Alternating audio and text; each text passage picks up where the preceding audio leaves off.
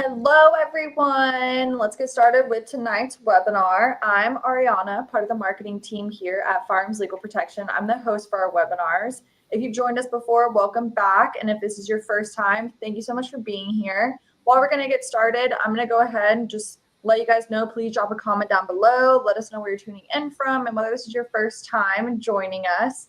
And tonight's topic, I'm especially excited about over women's self-defense, obviously, because I'm a girl. But when it comes to personal safety, women often face unique challenges in the day-to-day life. And our goal tonight, well, mainly Austin and Delta, their goal tonight is to provide practical and empowering tools that will help all of you or the women in your life stay safer and more prepared. So any men tuning in, don't leave. Make sure to continue watching or even share this webinar to the women in your life so they are better prepared in the future.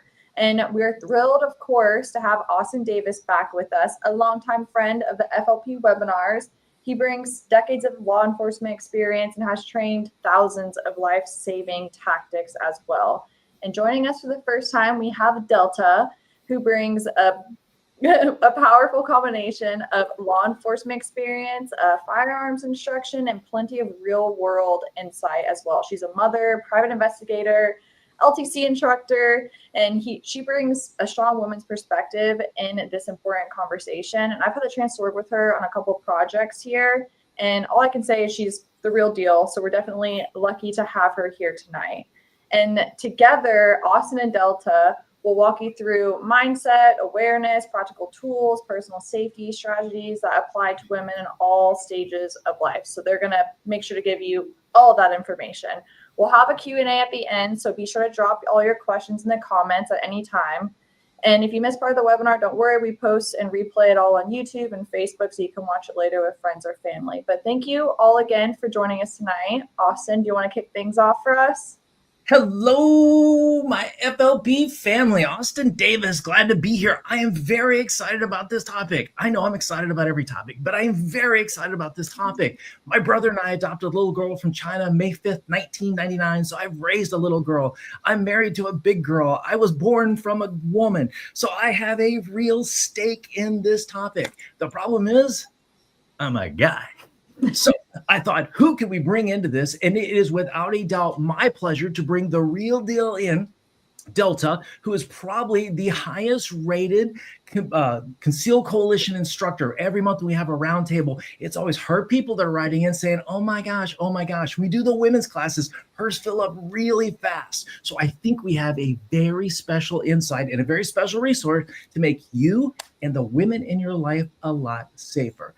Delta, would you like to say hello to our FLP family? Hello, FLP family. I'm so excited to be here. I'm a little nervous. This is my first webinar. I'm excited about it. This is my passion and I'm looking so forward. I've met both of you guys. I've done projects with you guys and this is a new field for me. So I'm super excited. Thank you for having me. Fantastic. Fantastic. If you don't mind, let's just start digging into this. We have a whole series of questions we're going to go through tonight, and I'd like to kind of toss them back and forth. Delta, police officer, mother, private investigator. What are some things that when you deal with women's and women's safety issues that you think that women are most unprepared for? Most women, I feel, are unprepared for, they tend to set themselves, there's so many mental responsibilities that especially a mother has. They kind of get themselves in a groove. I kind of like to call it their safe space or kind of their safe routine, where you feel safe in certain areas. Threats can happen anywhere. You try to avoid areas that you feel uncomfortable with, but they can happen in any place.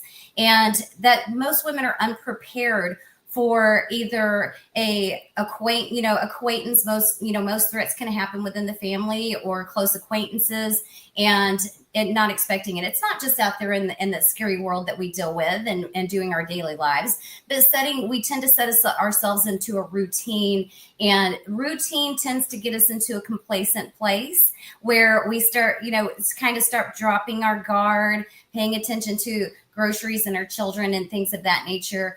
And those safe space and safe routines tend to take us off guard sometimes. And that's typically when most encounters that throw us off guard happen, is creating our safe spaces or safe routines. I love that answer. And what I would tag on that is in my version, it would be sort of this syndrome. It'll never happen to me, even though they know it will. They're so busy. They go, look, I've got so many things I've got to work on right now that it's really hard for me to devote the time, the bandwidth to sort of think about protecting me and mine.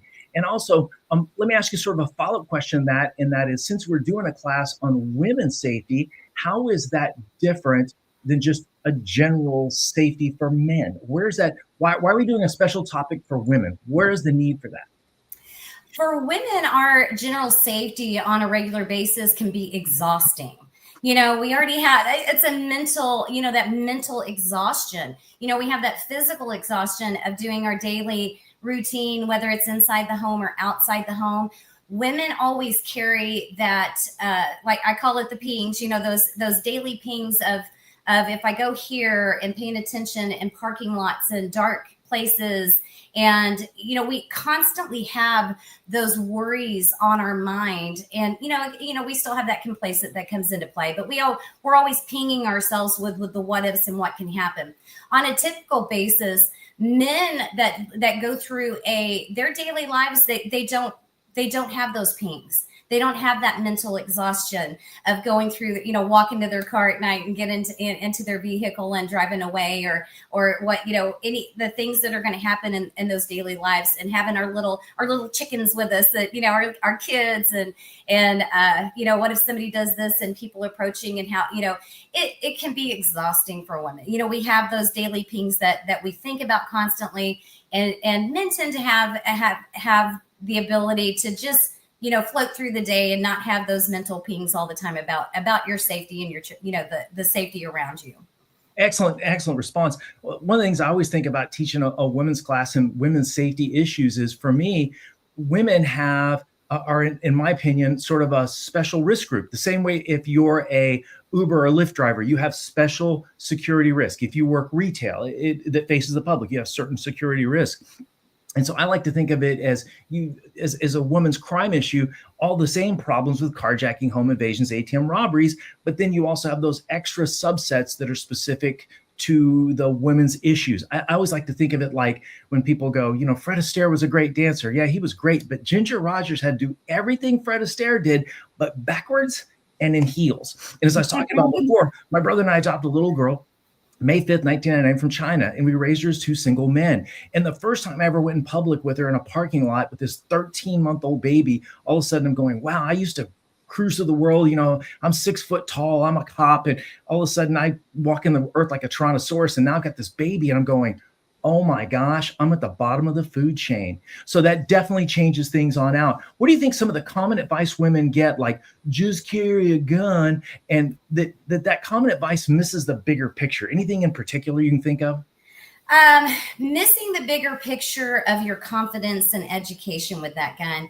Most of the ladies that I have that come in for either a class or for private instruction that have brought their own firearm with them, and they usually have it, and they treat it like a ticking time bomb. They're like, they're kind of, should I touch it? Is it the green wire or the red wire? That kind of thing. And it's typically because someone in their family that has the comfort and knowledge with that firearm has that lack of understanding that other people may not have those education skills and the confidence with that firearm. Most of my private lessons that I do are teaching women how to carry that gun that somebody gave them and said, here, just carry it. They don't know how to load it. They don't know where the bits and pieces and parts are. They're not real sure how they're not confident with it. And if you're not confident with it, that's going to affect your ability to use a tool. Just carry a gun. That's great, but you need all those, you need all the other things that come along with it, and you have that ability to seek that out.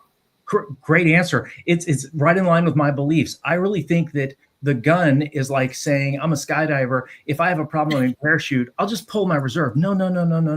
The gun should be the last of a long series. And in my world, that's the book says, left a bang. We want to keep this thing as far from the gun as possible. If we don't have them pick us, if we don't have them talk to us, if we can break that contact and we don't have to go to any violence, we win. I think the problem is We deal with it from the point of contact where we know we're in trouble and now we have to project force. I think if we can solve this problem a lot more downstream and make people aware of the simple, common sense, easy to absorb, and to really take on board skill sets of prevention by awareness, situational awareness, de-escalation, and avoidance and verbal commands, I think we can spend a lot of time on that where we don't have to work on the gun as much. Now, 85% of the time, I think most situations can be solved without use of force. But if you do need to use that force, there's no other option that works like a gun when you need a gun. But I think there's a whole lot of things we can do without that. So I'm 110% on that. What role do you think social conditioning plays on how women address and respond to danger? Do you think that's different than men? Oh, absolutely. I think it has a huge role in social conditioning. I tell a lot of my ladies in classes when I do all ladies classes, everything that you've experienced from your birth to the date to you sitting at my presence right now has made you who you are today. And you can continue, if you feel like there's an area lacking, but social, depending on who you've lived with, if you've been married to a police officer, or somebody that has those skills in that they're exposed to on a daily basis. I absolutely believe that social conditioning has a huge effect on women's safety and how they perceive what their needs are and how they need to address them. I love that answer.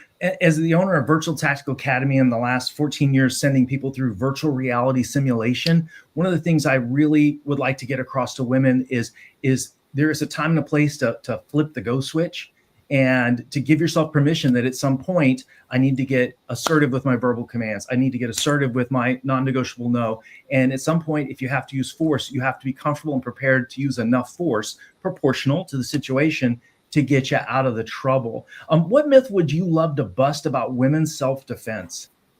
The one myth I would love to bust about women's self-defense is being told, you're a woman, go ahead and shoot and ask questions later. That makes sense. I've heard it. I've had it said to me. I've heard women say the same thing. Well, because they just gave me a gun. I've got this gun, and they just told me you're a woman. Go ahead and just shoot. You can deal with the stuff later because you're a woman. You can do more than what a man can do. We do have differences in each other, but we're all set to that same foundation. There's so many other things, like you said a minute ago. There's so many things and steps that tools that we have to at our to use, and first and foremost of observation and avoidance, that it's, don't let someone else give you permission to go straight to a force that's going to get you in trouble. Don't bust that myth of thinking I'm a woman, I can do whatever, I can use more force anytime I want to. I've got to steal your answer because it's the exact same one I have. Is I have a gun, therefore I'm safe. And in my world, guns don't win gunfights. What wins gunfights is dynamic decision-making training. So you know how to make decisions. So you can read, recognize, really know when I'm in trouble and react appropriately. Strong procedural skills that if you do have to draw a gun, you don't have to think about it, it's done. Or if you have to use a pepper spray, you don't have to think, where's my switch? Or if you have to use verbal skills, you don't have to sit there and think, I've got to come up with something new and novel. And then the third part that I think wins a gunfight without having the gun in it is cognitive control, staying in there, because if our anxiety gets too high in this conflict, our rationality gets low. And what I really am looking for is programmed response, not primal response. We talked about awareness as a superpower. Can you walk us through what you think good awareness is and how you teach it in your classes? Good awareness we're all aware of it. Women, we're the pros of self-awareness and what's going on around us. We tend to fail ourselves in those areas too. The superpower would be, perceiving your surroundings as much as you can to perceive a threat or a potential threat to avoid that situation altogether. A lot of that superpower of avoidance, I would say maybe that would be it. The avoidance. It's okay to interrupt your safe routine, like we talked about earlier, or to change your direction or your activity that you're performing, because we have a tendency, especially women, we have a task, we got to get that done, and you're interrupting that task. It's okay. Your life is is worth so much more than just a simple interruption or a variance of your safe past or safe activity. That avoidance, if it can save your life, it's okay to be that safe that safe routine to be interrupted sometimes, because we don't like to be interrupted in our skills and getting our things done and our children and our activities. But it's okay. I want everybody to understand, women especially, that you can interrupt that routine or that safe routine you have if it's for the safety of you, because that's what we're most concerned about. One of the things I try to teach in my men and women's class is something that probably comes natural to you as a police officer, and that is baseline. When we're on patrol, we know when some guy's walking on the street, he doesn't fit the baseline. He's either above or below it. He's either too comfortable in this, or he's too nervous about this. We come into a room and we notice, where's that baseline? And we read the anomalies in it, either positive or negative. And what I find is when you become aware of what's going on, to me, situational awareness is knowing what's going on around you and how it interacts with you. And I find when you explain to people, especially in my women's classes, how police officers actually have situational awareness, because, on certain calls, there's just certain things we can expect. And after hundreds and hundreds of calls, we just show up and just our spider senses kick in. This is not right. And the one thing about super awareness I'd like to give everybody, especially women, is something you had alluded to. I'm going to steal it from you. And that is, when you notice something's gone wrong, you have to interrupt your pattern. Okay. Getting to the store is not the most important thing. Getting from the store back to my car is not the most important thing. Get in the elevator. I need to take the time, listen to that little voice that says something here is not on the baseline, and then act upon it. So if you don't mind me stealing yours, I think you nailed that one perfectly. When it comes to verbal commands, how can women use their voice as a self-defense tool? Because everyone just says, give them a gun. Let's solve everything. So we Yeah, that'll solve it all. Of course, some of our male family members out there going, no, it's 2 guns. We're in Texas, right? I'm in Texas. We're in Texas. You can carry them on your permit, so it's okay. But how do you want to relate the skills of verbal commands in the context of women's safety? Women are a lot of people, or women in particular, tend to think that verbal commands are a demeaning, exertion on the public. And it's not. I know there's been times, like we talked about before, Austin, about our children and how that changed your life in that protective mode. There's been many, many times that my kids, they're grown, they're adults now. When they were younger, your mindset changes when you see that beautiful child that you're responsible for now. Verbal, whether you have children or not, those verbal commands, I instruct with them, practice your voice. It doesn't have to be, you don't have to get nasty or anything. Exert your boundaries, and you can vocalize those. Stop, don't approach me. I've done it many times when I've been in areas I'm not familiar with my children, in the car getting gas, something simple that nature.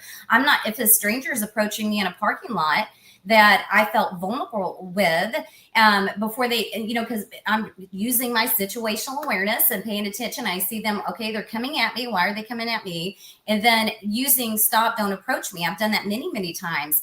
And they've all, up to this day, I've yet anybody that continued approaching me. Stop, do not approach me, and make it assertive. And they stopped and didn't approach me. And people, I use this in my class all the time. And it's funny. My kids are in the back seat going, oh my God, Mom, that's so embarrassing. And I'm like, I don't care. Your safety is, this kind of thing. And then, and then they turn away. Thank you. Please don't approach me. Please step away. And you're making those, it's okay to do that. People get embarrassed to voice their concerns because they don't want to hurt someone's feelings. It's not my day to be concerned about a stranger's feelings. My concern that day is my safety and the safety of my children. And you can call me a name, you can walk away, and that's okay. You can use those verbal commands to set your boundaries. One of the things I teach, and I'm a field training officer, so when I get my baby cops in the car, is oh my God, and they're so young now too. Yeah, and I love the first hour with my baby cops in the car. I always turn to them and say, I love this line. I always go, every once in a while, the academy sends us a cadet that restores my faith in law enforcement. You're not that cadet. Every time you do something even basic, I kind of die inside. Please don't do anything and don't touch anything.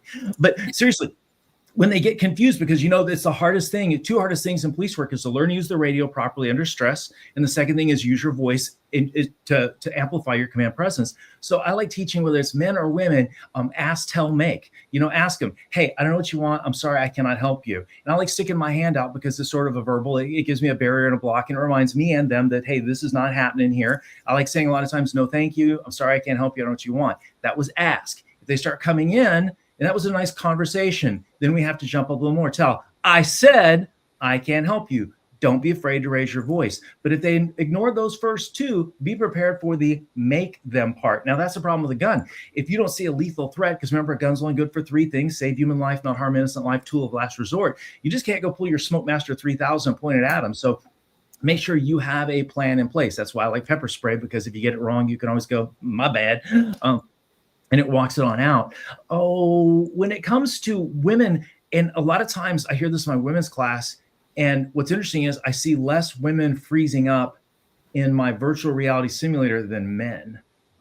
That's not trying to pick favorites. I'm just telling you, after 12 years and tens of thousands of people in a simulator. So what do you say about women who say, Delta, I hear what you're saying, but I'm worried when we ask, we tell, and then I have to make that I'm going to freeze, or when it comes to even asking, I'm going to freeze, or to tell them to stop, I'm going to freeze. How do you tell women who are concerned about that being an issue? And it could be an issue that is a substantial issue. What's your advice there? Well, I typically tell women, think of a past event, that where you kind of, one of those close call events where, that could have been bad, or something of that nature, where it didn't turn into a bad situation, but it could have turned into a bad situation. That mental preparation for your daily routine and places that you've been, just like we talked about the gas station with my kids. I have a plan to stop, don't approach me, and if they can continue, putting that plan in place, mentally visualizing those actions in different ways, recall those situations in the past, because honestly, we're not real sure how we're going to act in a situation that we haven't been in yet.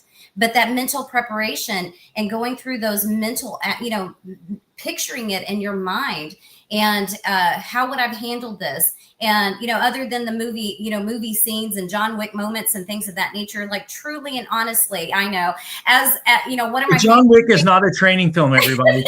He was making a whimsical, no John Wick moments here, Where's my pencil? Where's my pencil?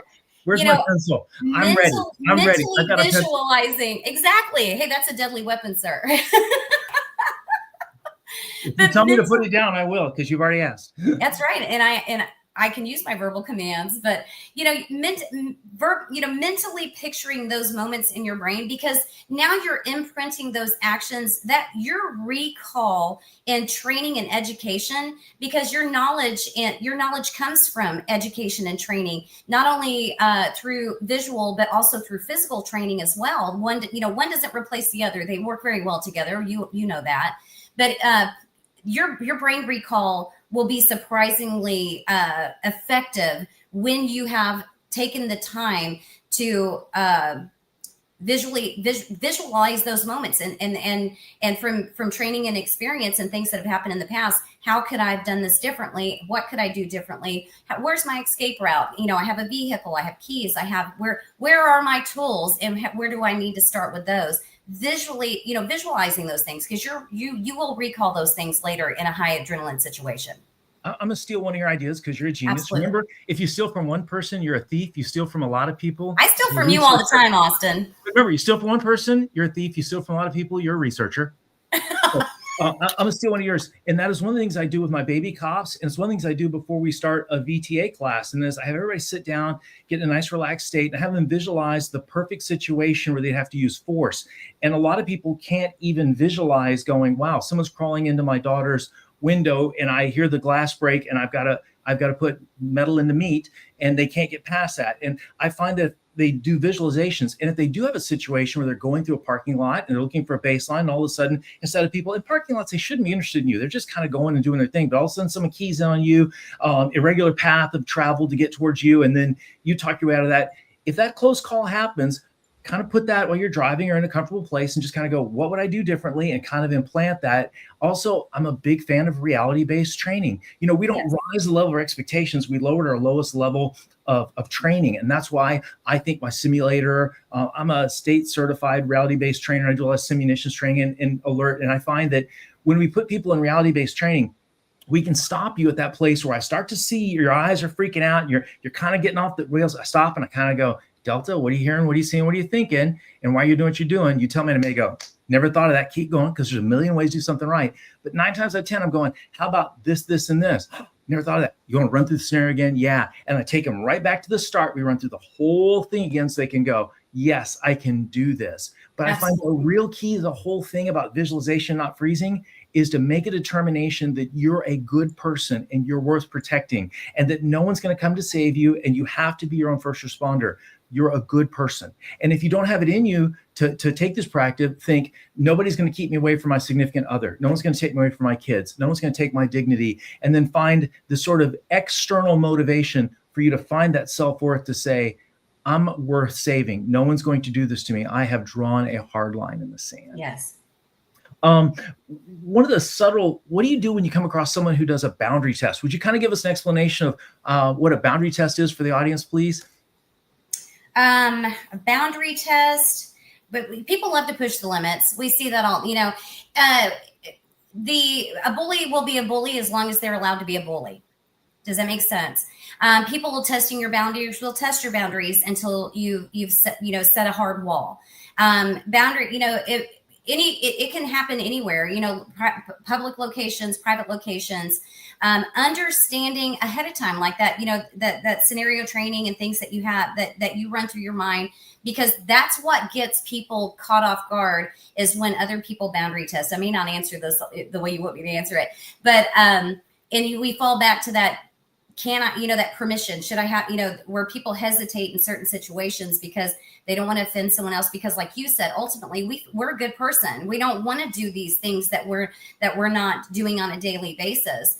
But boundary, someone testing your space or your kindness and things of that nature, it's people will do it. And that's the thing. It does, like we said, it doesn't always work out like the movies. Hey, don't approach me. Okay, sorry, and walk away. Some people will continue to test those boundaries. And like you said, that situational, that in-person training, situational training, hands-on training, visual, like you do with the videos and whatnot, that's very profound and generating how your brain works and responding to those situations. But people will always test not always, some people will have a tendency to test your boundaries, and it's okay to go ahead.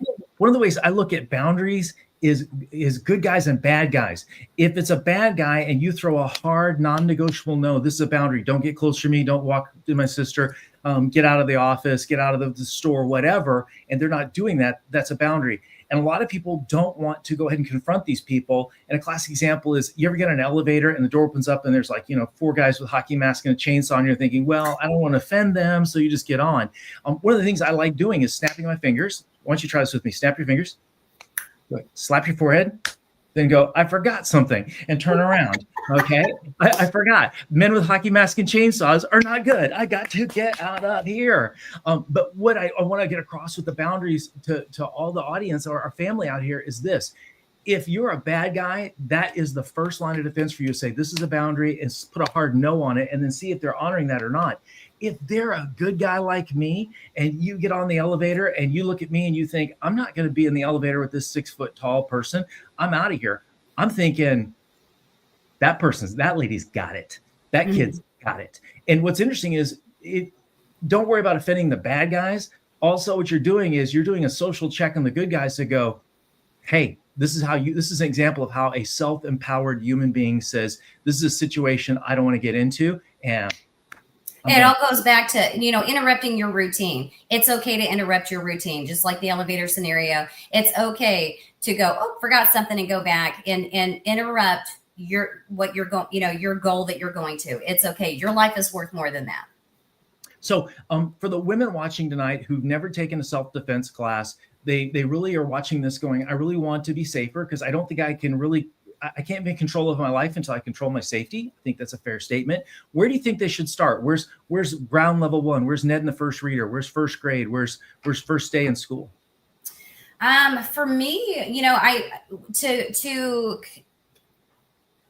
I love what I do. You can see my passion and my caring when I teach my classes or private lessons. Not everybody, I'm not the hard, get it done, that those kind of things. I can identify dangerous behavior. I can correct dangerous behavior and educate you. But a lot of ladies, I tell them, if money's an issue or time's an issue, we tend to make time for the things that we feel are important to your life. This is the most important thing, your life and your safety and your family's life and safety.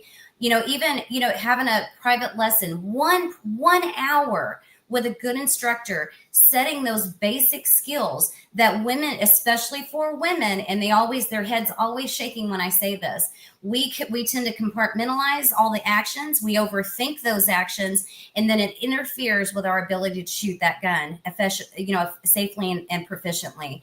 And when you have that one-on-one personal experience with a good instructor teaching those basic foundations over and over and over, just like you do with any training that will make you proficient, you'll no longer worry about those basic steps. Then you can worry about handling that gun and shooting it safely and proficiency, because that's one of the biggest hurdles for women into firearm, introducing themselves into firearm. Make the time, set the times, and follow through with it. And learn the basics, because the more comfortable you are with that firearm, the safer you will be, the more responsible you won't worry about all those what shoulda, woulda, couldas. And like you said, with the scenario training, freezing up and what am I going to do? You'll have that perception of that basic knowledge, and it's going to help you through that. One-on-one private lesson, I would tell that would be somewhere where to start. Not in a class, not where everybody's taking your attention, one-on-one, where they can work on what you are there for and customize it to your needs. My first step would be a little different, I think, than yours, because my first step would be for any woman who's watching this to say, I am a good person. I'm worth self-protection. I'm going to not outsource my safety. That includes thinking about how I'm going to make myself safer and when I'm in charge of the people around me. So Sarah's now 26. She's in the Air Force. She's good. But I've got an 89-year-old mother who's got dementia that I have to take to the doctor all the time. So I've got to really think about how I protect her. And I'd like the ladies out here to start thinking your first step should be, I'm going to make this a lifestyle, not something I have to think about. It just becomes how I handle things. So when I get out in the parking lot, I think about what is my area of vulnerability, and then make sure you clear it visually and see if there's any threats in there. To start thinking about how you can incorporate this into your life so that you don't have to put mental bandwidth in. It just kind of comes how you are, sort of like defensive driving. We think about it like defensive living, that, we leave enough gap between us and the car in front of us. If it's raining, we leave 4 seconds instead of just 2 seconds. We always leave an out, we mind the speed limits. We take good care of our vehicles. That's how I kind of approach it. When you hear women say, I'm not strong enough to defend myself, or I don't want to hurt anybody, when they're thinking about self-defense, how do you get past that barrier? Is that something you've ever heard in your career? Oh, I hear it all the time. I do. Not a lot, but I do hear that where, I don't know if I can handle the gun and things of that nature, where that might be the reason why they choose not to. And, we have other options and things of that nature. But what I usually tell ladies is, to ask yourself this question: Does that threat that you may potentially engage afford you the same consideration? If you perceive yourself not being strong enough, not having, not wanting to hurt anybody, that threat, consider this ahead of time, like you perceiving those things ahead of time. Those threats out there, the bad guys, they're not giving you that same consideration.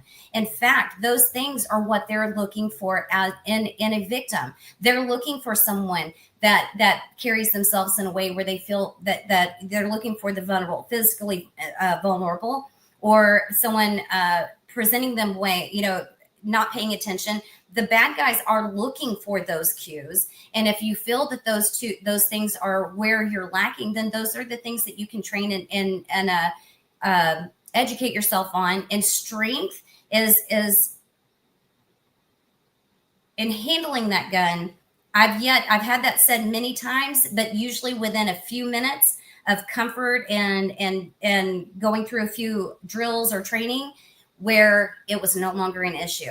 I've yet to this day at the end of any training session with a woman that had those concerns, I'm not strong enough and I don't want to hurt anybody, where they walked away feeling that they still had that consideration. It's still a consideration, but I get this a lot in my classes, and I don't know if I can shoot somebody. I really don't want to hurt anybody with pepper spray. I don't hurt anybody physically, and I always try to put it in this format. human beings since the beginning of time to present can only communicate one of two ways. That's it. Only communicate one of two ways, force or reason. And as long as somebody wants to reason, we can talk to them. We can do verbal de-escalation. We can do all kinds of things to try to bring it down. But if that person is committed to force, you need to be able to project force back. Now, I'm a fairly big guy, but a lot of people, as you know, we deal with them on patrol are way bigger than me and spend a lot more time in the Texas prison system pumping weights than I'm doing in my home garage, I guarantee you. Yeah. And in that situation, a tool is the equalizer, whether it's pepper spray, whether it's a firearm. So just understand, there's a time where you may be able to reason yourself out of the situation, but if somebody's committed to force, because force or reason, the only two pathways human beings can communicate with, at that point in time, you need an answer. And usually that answer, if there's a size disparity, a strength disparity, a number disparity, because wolves travel in packs. We're always talking about just one bad guy, but it's not uncommon to have two or three of these guys working together. And in that case, there probably is not going to be any other substance other than producing a lethal tool. What does winning without fighting look like to you? Winning without fighting. What does that look like to me? De-escalation or avoidance. Would be winning without fighting. Our human emotions tend to play with us a lot of times. We tend, we're human beings. We thrive on our emotions, right? We tend to react and feel bad about it later. And those are the things that tend to get us in trouble. Non-connecting or I can't think of the word, engaging, not engaging in a situation in the first place, and avoidance, to me, would be the biggest one. It all falls under that, self-awareness, paying attention to everything going on around you, and going back to, like we talked about, interrupting your path or your safe place or your safe, rituals and things of that nature, avoiding it altogether. Because a lot of people, not only are they not, you can prepare for the moment, but that moment, there's still so many things that can happen after that.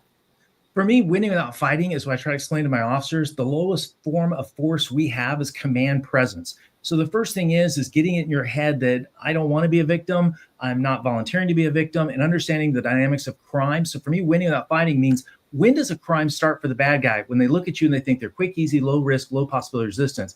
When does a crime start for the victim? It's when you realize I'm in the middle of being targeted as a victim. The bad guy picks the target, the place, the time. All we control is the amount of opportunity. So for me, winning without fighting means I read the situation early. The sooner I read it, the more time I get, more distance, more options. So it's getting it quicker, and then it's addressing it and addressing the reality. Hey, I can't believe it's happening to me is not a strategy. It is, this is happening. I will deal with it. No one's coming to help me. And the reason I keep saying no one's coming to help me is, after 35 years of doing crime seminars, so many times people tell me, and I hear this a lot with women, they go, when I was in my situation when they robbed me or worse, there was civilian witnesses who didn't come and help me. And you cannot plan on someone coming to bail you out any more than I think you need to think that you're going to go in and solve somebody's third-party issues. So definitely love that one. On a closing thing, if you could only teach one self-defense lesson to every woman in America, what would it be? Going back to what we've talked about before, the self-defense would again be to set your boundaries.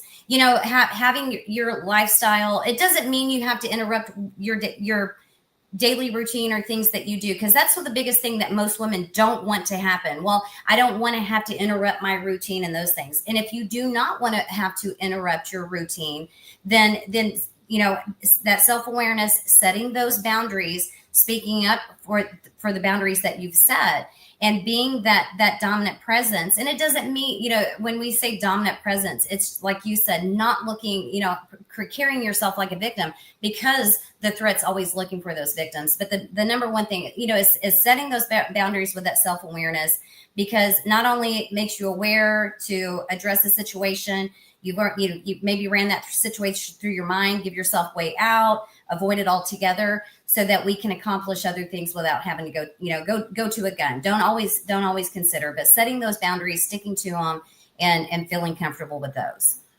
My one piece of advice would be, after you decide that you're worth protecting, that you're a good person, that no one has a right to harm you, is to make defensive living something that runs in the procedural part, not the declarative part of memory. That's where you have to think about it. So, if you asked me what my brother's phone number was, I'd have to think about it. But you ever drive down the road and all of a sudden you go, did I lock the front door? And you know you locked it, but you forgot it. You ever drive along and all of a sudden you get your exit and you think, wow, there's my exit. And you think, what?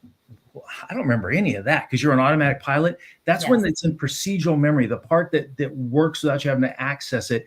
And I want everyone, and my goal would be for everyone to have those skill sets so honed, they run in the background. And when you need them, you don't have to think about accessing them. So I know that my pepper spray works, my plan works, my verbal command, ask, tell, make, my baseline. And remember, 99.8% of the time, you're in a completely safe world. And if you read that as a safety, then all of a sudden you can tell those. I think if we walk around freaked out all the time, we have so many false alarms that freak us out that we can't truly read the real baseline on there. I wish we could do a whole hour on just situational awareness and baseline and how that tool works. In closing, I had the best time working with you tonight. What are the one takeaways that you would talk about if a woman decides she wants a gun and she wants to pick it out for herself, not the one she inherited, not the one that was a gift? What would be your elevator pitch for how to pick a gun, the perfect gun for the woman? There are a few things, consideration, we've talked about, your shootability and your concealability. It depends. And the first question would be, what would be your purpose for that gun? We got self-defense, right? What's your purpose? Are you going to keep it at home? Is it going to be in the nightstand? Are you going to carry it on you? Are you a dressy person? Are you, casual dressy person? Where do you work? Where do you go to on a regular basis? Because that will set the size of the particular gun. Do your research and don't let someone else tell you what you need to purchase, because what works for you may not work for me. And what works for me may not work for you. And when people ask me the question, what do you carry? I'm really hesitant to tell them what I carry. And I'm like, well, let's talk about you first. What's your purpose? What can you afford? There's so many, there's basics of doing your research. Good, dependable, don't go for the cheap stuff that's cheap and I can buy 2 or 3 of those versus one really good gun. Do your research, reliability, concealability, and your ability to shoot that gun. And because if you've chosen a gun that works for you out of all of those basics, then you're going to feel comfortable carrying it, and you're not going to think so much about, wow, what if I pull this big ginormous gun that weighs 15 pounds out of my, am I going to be able to use it? It shouldn't be a question on the gun that you've carried. Those decisions should be made before you make that purchase. So do your research, what's the purpose of that gun, and then move on from there. My advice would be real simple. Go to my trusted friend, Delta, before you buy the gun, shoot her gun, and then you two discuss it and choose from there. I think the problem is a lot of people don't know any better, that haven't spent time with a quality instructor like you, pick it up and go, this feels good. Then after you teach them to shoot, they go, I didn't know what felt good meant like. I had the best of time. We have got to go ahead and take a little pause here before we go to some questions that people have put in. Ariana, did you get what you're looking for out of your talk tonight? Absolutely. You guys are amazing as always, but thank you both of y'all for breaking down this topic for us. Love the back and forth question answer discussion that you guys provided. But if any of you guys join this webinar tonight, you're taking the right step forward to better preparing yourself and continuing to stay educated. We all love that. But here's something just as critical to think about before we get into the Q&A. What happens after you defend yourself? We have a lot of members watching with us, so you already know this. But for those watching that might not know, even if you act in lawful self-defense, something else might occur after. And you might have to find yourself facing legal battles, criminal charges, civil lawsuits, all of that. And that's why having the right legal protection in place before an incident happens is just as important as having a self-defense plan and continuing to stay educated like what you're doing, watching these webinars. And this is where Firearms Legal comes into play. So before we get into the Q&A, which will be a lot of overview of what we just discussed or what they just discussed, because I was just in the background like this, listening and learning. But I'm going to discuss how FLP can ensure you don't have to worry about the financial burden. Firearms Legal Protection offers several different memberships to whoever is interested in signing up for legal protection. These plans are divided into individual plans and a family plan, which some benefits and pricing vary state by state. For the purposes of this webinar, we will look at our most common plans and benefits that are available in most states. The individual basic plan includes protection in your state of residence. It also includes an uncapped payment of attorney fees for defense of criminal and civil cases. Firearms Legal Protection memberships also extend to all legal weapons, including non-lethal weapons. With the individual basic plan, you also have Defensive Extreme Risk Protection Orders, also known as red flag laws. All plans have access to the 24/7 emergency attorney answered hotline, so no matter a time an incident may occur, you can count on our hotline and an attorney will pick up for immediate attorney-client privileges. You also have access to the MyFLP mobile app and one of our recently added benefits, expungement of criminal record on non-conviction incidents. Members of all plans also receive access to digital content and special discounts. The next step up is the individual premium plan. This plan has nationwide coverage and also includes all the benefits just mentioned and payment of bail bond premium, payment of expert witness and investigator fees if either are needed in your case. There is also coordination of counseling support, payment of lost wages if you are out of work during trial, and a list of other benefits. We also have the family premium plan to choose from for those who want the same protection also applied to their family. For just a little bit more, you get all the benefits that were just mentioned applied to your spouse and all minor children. If you want more information over these benefits, then check out our Instagram or Facebook page for uploaded explained benefit videos. Remember, if you, friends, or family are not already protected by Firearms Legal Protection, please click the link below for a special discount we offer our webinar viewers. Now, let's get back to today's webinar. And we're back again. All right, let's get through some of these questions. What are some red flags to watch for when I'm out in public that might indicate a dangerous situation is unfolding? So you want to do that one? You start? Red flags when you're out, let's see, that might indicate danger. Typically if you're out doing your regular stuff, over interest of an unknown person in your activities. If you have, someone else is showing over interest in where you're going, your activities and things of that nature. Red flag. Somebody unaware to me is watching or curious about where I'm going or following. That's typically one of the big red flags. Excellent. And I only way I can even add something to that would be for me is listen to that little voice inside that, as Gavin DeBecker would say, that gift of fear. And when it says, hey, something's not right, that's all your ancestors who were really smart. That's how you survived to this point, passing that along genetically to you going, hey, listen, chainsaw hockey mask, not good. So excellent. All right, next question. How do you overcome the fear of physically defending yourself if you've never had to do it before? We kind of covered this with reality-based training and visualization. Yep. and really getting it in that, that you're a good person and you deserve to be protected and no one needs to hurt you. Absolutely. Yeah, that was a good recap. All right. Can you carry in a purse safely? And what are the biggest mistakes to avoid? You can carry in your purse safely. I do it. I have multiple ways that I carry. A lot of new, women, especially new, introducing themselves to carrying a gun. They always think it has to be in a holster on your hip. There's no other, there's so many other options, but it is safe to carry in a purse. The biggest mistakes that people make is getting the complacency that having that gun in that purse, that these things will not happen to me.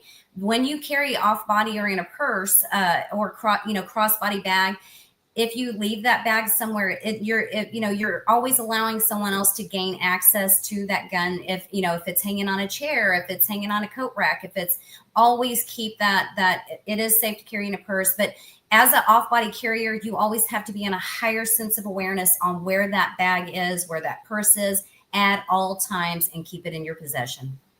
My thought is there's only two rules in gunfighting. Rule number one is bring a gun. If you don't bring a gun, you're not in a gunfight. You're in a shooting, very different life event. And the second one is rule number two. If it doesn't fit your lifestyle, if it's not comfortable, if it doesn't match the way you dress clothing, you will not bring the gun. So, just find a way that works with what you want to wear. One of the cheat codes I find for me and a lot of women I know is the Filster Enigma, because this attaches to your body. It's got a legitimate Kydex holster, so there's no protecting the trigger guard kind of thing. And I find a lot of people with a reasonable sized gun can put that in just about anything. But yeah, definitely 100% on the purse question. Knock that out of the park. Yeah, this is a good follow-up question. So what are the pros and cons of carrying with a belly band, especially in warmer months? And we are about to hit those warmer months. I am a fan of a belly band, more so during the winter months. When it gets to the summer months, I start looking for other options. But the pros of that, they're typically comfortable. Depending on what you're wearing or how you're carrying it, it's good access. They tend to be made out of softer materials, which is harder to draw from. It's harder to reholster to. During the summer months, we get over 100 degrees very reasonably in the warm months here, and you have to consider sweat, salt, all of these things from your body that are being absorbed by that belly band can cause it to disfigure, loosen, and things that over time, especially in hot weather. It's a good choice, but it can deteriorate faster. It can move around and ride because it's not clipped onto a belt. It's a good option, but that could just be one of the holster tools that you have in your building. Don't just depend on that one alone. Have other, like Austin was showing you, other holsters that you have available to you, but they're a good option. Again, I got to steal your answer because it was perfect. And that is you as you get into this carrying a gun lifestyle, you're going to end up with a drawer full of holsters. Yes. 90% of them you're never going to use. I think we'd have like a party with all of our gun friends. Ooh, I hate this holster. Oh my gosh, I've been wanting one of those. Well, I'll trade you for that. That's a piece of crud. I've been wanting one of those. We could have like some sort of swap meet with holsters. Is that true or not? You have a box. You have a box. It is absolutely true. And I did take that step to get rid of the ones that I don't use, because I tell people that all the time. Because you spent money on it doesn't mean you have to use it. If it doesn't work for you and it's cumbersome, or you discover when you're putting your gun up one day, if it doesn't work or it catches something you don't feel comfortable with, get rid of it and get something else. You have hundreds of options out there and different ways to carry. Don't get stuck in that rut because I spent money on it, I've got to use it, especially in that is a self-defense, last resort mechanism that you want to have at your disposal, and you don't want to add any more steps onto your prevailing in any kind of threat. And if you have a holster you don't like, you must have a gun carrying friend you don't like either. So if this holster really is a danger and a risk, you have that nerdy friend you really hate who carries a gun here. I don't know if I would do that to somebody. Take this cruddy pancake thing and carry it. I think the party exchange is a good idea. Okay, next one. All right. What are good safety habits for women who live alone? Ooh, can I start with this? Boy, it's been a long time since I've lived alone. Usually single women, my daughter does. Oh, you have something? Go ahead. Layered defense. First one is psychological. Make sure there's nothing about your lifestyle that picks you out to get you targeted initially. Okay. Second thing is good physical security. If we're talking about being in your vehicle, that's locking the doors. If we're talking about in your home, that's good door window locks, alarm system. If we're talking about you in a transitional space, that's someplace between a safe space and another safe place, maintaining enough physical security to give you enough reactionary gap in that. So that's the second one. And the third thing is have a way to actually protect yourself. If the psychological layer of protection and the physical barrier protection doesn't work, have some way to project force, have some sort of equalizing tool. And if a gun's not for you, pepper spray, matching pit bulls, whatever works for you. Sounds good. Yeah, I agree. That's what I do. The matching pit bull specifically.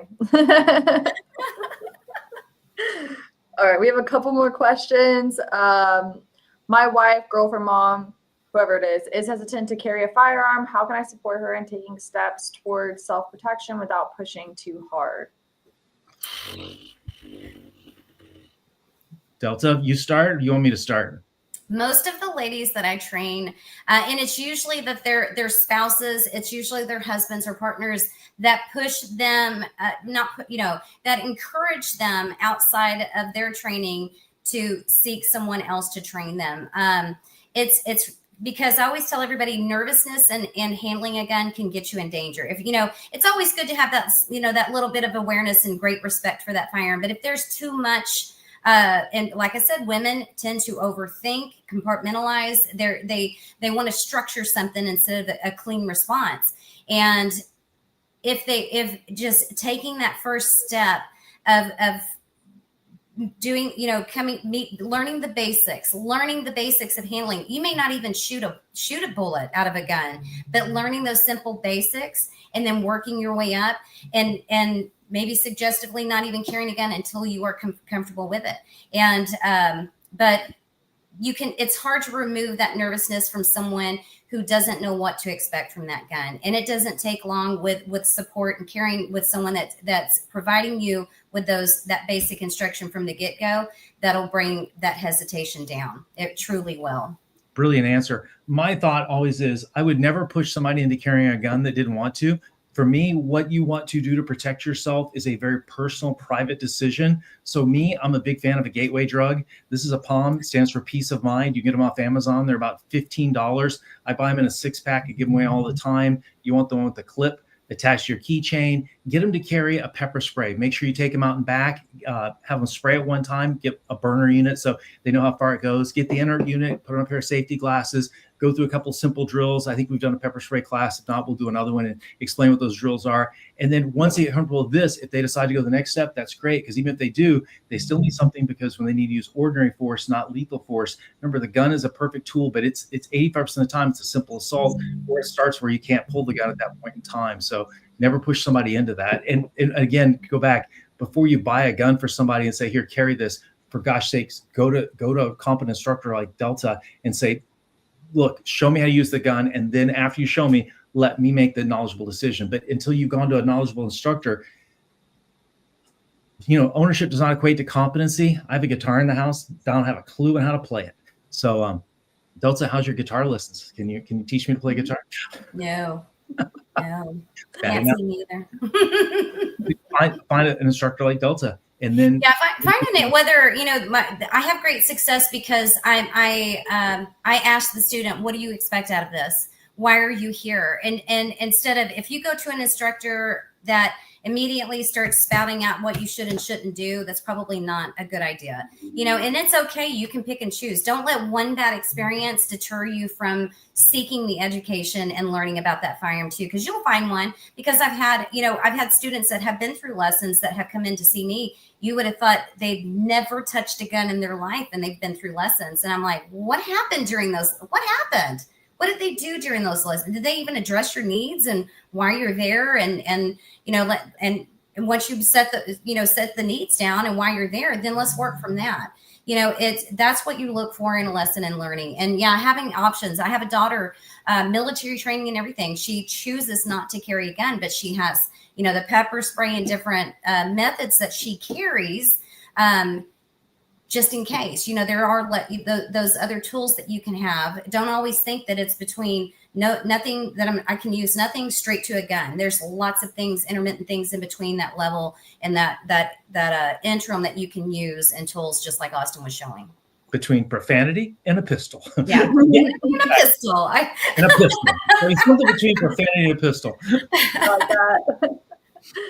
All right, we have 2 more questions and then we'll wrap it up. Delta, this one's for you. I might have put these questions in here. But what's one experience from your work in law enforcement and private investigations that's changed how you think about personal safety? There's I wish there was one thing. Self-awareness is the one thing I've learned. Believe it or not, Austin, you may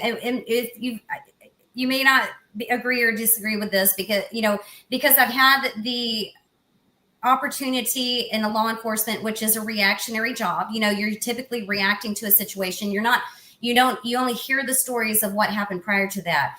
I've actually learned more in my private investigation years, the last 10 years of private investigation, of the skills, I'm sorry. So the things that I've learned about you can teach people and tell people all day long about self-awareness, paying attention and everything. And I think, most people probably do, practice those things. I've learned more as a private investigator and the recommendations I can give to people, because in a private investigator, we do a lot of surveillance, and it's observing and reporting facts of someone's behavior, and without interaction or them saying, and it shocks me where, you can be in, that I feel like that sneaky. I'm glad I'm not a bad guy, because I could have, all these people that are so self-aware in their daily lives, and I'm observing that. And it's always a thought in my head when I'm doing surveillance. They have no idea I'm here. They've seen me, they've looked at me, they've walked past me, but they have no idea I'm watching them and their behavior and their actions. And if it's going on now, because I've, the training with safety and such, I'm thinking, wow, they're a walking victim. And most people are that way. I've seen so much and so prevalent in the private investigation. That's what brought me to do what I'm doing here, because I have, did the law enforcement, I have my private investigation, and then my gun training. That is my passion. That's what I feel passionate about. And it kind of snowballed doing that. It wasn't a job or a career. It was just something that snowballed because of my passion and working with people like you and getting the information out there and getting people trained. But I've learned a lot more as a private investigator than actually I did as a law enforcement officer. Interesting. Very interesting. Yeah. Okay, Austin, question for you. From a training perspective, what's one skill you believe every woman should master even before learning how to shoot? I'm with you on this. Law enforcement teaches me to turn the go switch on and to scale violence, because we have a monopoly on violence as law enforcement. So we use it as it's a daily reality. But for me, the one skill I would have every woman mastery before learning to shoot is accept the reality of the situation that you're dealt with. What I found after 30 some odd years, I'm a former professional stand-up comedian who had a home invasion. And then I invented this thing called Laughing at Danger, which is a stand-up comedy routine, which teaches crime prevention, done it about 3,500 times all over the world. And one of the things after talking to all these victims over 35 years, the one thing, if you break it down, was they spend so much time going, I can't believe this is happening to me. Why are they doing this? And when you talk to them about the regrets, it always is, I spent so much time going, is this a dream? Am I misreading this? Is to read, recognize, to read, recognize, and react appropriately, and have a go switch to go, this is happening. I must do something now. Because a lot of times we're in overwhelm mode because we never visualize this. We have no plan, and the mind hates novelty in a crisis. Now, I'm 62, so brace yourselves. There used to be a thing called a Rolodex, had a bunch of cards in it, you go like that. The problem is, if there's nothing in your Rolodex, you're going to go blank. Or if you have 10,000 responses, you're going to go, I'm overwhelmed by decisions. There should be 3 or 4 big, brightly colored cards that when you flip through says, ask, tell, make. When you're dealing with somebody, CAP, do they have the capacity to understand what I'm saying? Do they have agreement? And are they participating? There's certain things we need to preload in your procedural memory, that stuff that works automatically. So for me, the one thing before you even get a gun is to understand the world is what it world is, and people only use force or reason. And if it gets to the force part, recognize that this is time to take action, time to talk, time to act. If you have to act, if you're proportionally bigger and there's only one of them, maybe you have a good chance. But, we don't take a nail and drive it with our fist. We use a hammer, and a gun or a pepper spray or a baton or whatever else, matching pit bulls, is a tool to project force more than you can with your own hands. So accepting the reality of what it is and acting upon it, and having a preloaded plan that works in the background so you can focus on the variables of what's going on. Absolutely. Excellent. Yeah. Okay, well, that's all of our questions. Before I wrap it up, do you guys have any last comments for our viewers?